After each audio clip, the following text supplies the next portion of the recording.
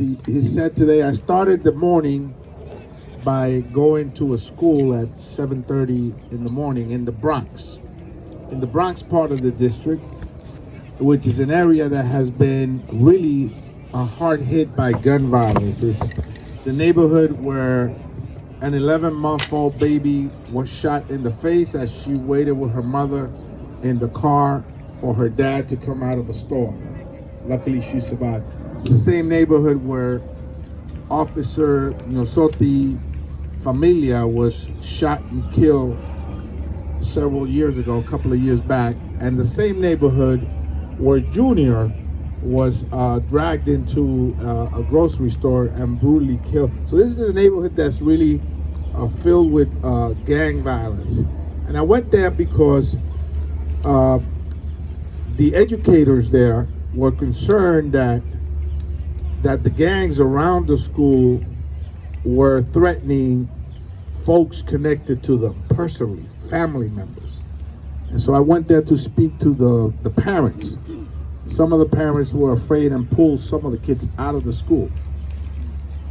And so we went there to ensure that the police was there, that a safety security officer from the Department of Education was placed, an additional one there.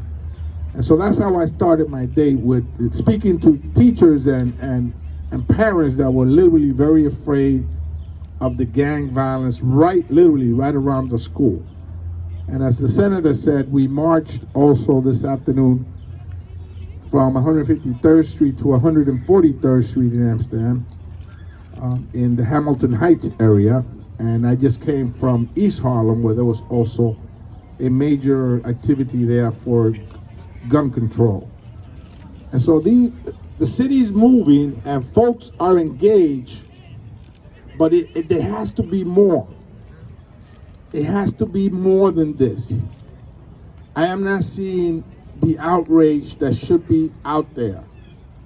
And the Judiciary Committee yesterday passed a package of laws that includes lowering the age to 21 and outlawing the magazines and the bump stocks, and my bill, which is the ghost guns bill, regulating that, and then the safe storage of guns.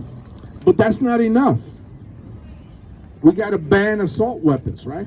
We got to ban assault weapons, right? That's not enough. And you say, well, every time there's a horrendous, massive shooting like you've seen, it shakes us up. But you know what? Every weekend, every single weekend and every week in the 13th Congressional District, there are young people that lose their lives to handguns. Handguns. Now I got to see the gun that was used, a photo of the gun that was used in the murder of the two young police officers in the 32nd precinct. It had a magazine of 40 bullets in it. It was really a machine gun and a handgun. And so every weekend, whether it is on Washington Heights, whether it is here in Inwood too, or the Bronx or Harlem or East Harlem, young people are getting shot and killed by handguns. They're concealed. And they're part of that iron pipeline that comes from Georgia, North Carolina, the Carolinas, and other places. So we got to do more. This package of legislation that I'm confident will even pass the Senate, Mr. DA. It's not enough. It's just not enough. It is an epidemic of violence. It is a disregard for human life, and we got to invest in communities, and we got to listen to young people, because we don't listen to young people. We hear them, but we don't listen to them, and when we don't listen to them, we lose them. And so there's got to be a host of things. The DA and I are having a gun bike program on the 25th in Harlem. And hopefully we'll have some further up as well, where you get 50, 75. But it's a massive cultural problem. This gun problem is deeply rooted in the American problem.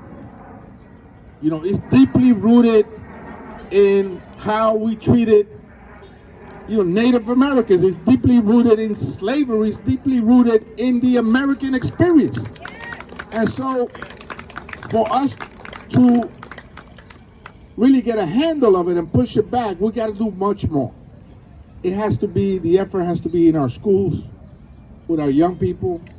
It has to be, yes, disarming people, and you see a significant drop in crime when you take guns away from people. Yes, it drops. But that's not the ultimate or holistic answer to this issue. Now, I've been held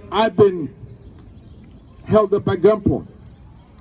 I know how it feels for someone to put a shotgun on your chest. It was done to me. And so I know the experience of guys with ski masks and a shotgun on my chest. It's traumatizing. It really hurts not just the family, but the entire community and the future of our country. So this is something where we got to put together. It's much more than just this package of legislation. It's much more about bipartisan efforts to get things done. This is about an industry. This is ultimately about money too. This is ultimately about greed and all these other things. And so to tackle this and dismantle it, right, we got to do much more. And it starts right here. You may think, well, what does Inwood have to do with it? No. It starts right here. It starts with you, with each and every one of you. You are the force that could make it happen. And so I thank you for coming out tonight and supporting this event. This cannot be the last event. It is a month, right, against gun violence. It cannot be the last event. And it must be a movement. I don't feel it. I don't feel that it's there yet. Because this place should be crowded with hundreds and thousands of people, right? But we can get there because 3 people could move the world. 3 people, the force of 2 people, 3 people could then dwarf into something else, and they could move the world. So thank you for coming out. Thank you for the young people that are out here today. Thank you, Reverend, for your prayers. And Senator, thank you for the work that you're also doing in Albany. Thank you, and keep the faith. Thank you, Congressmember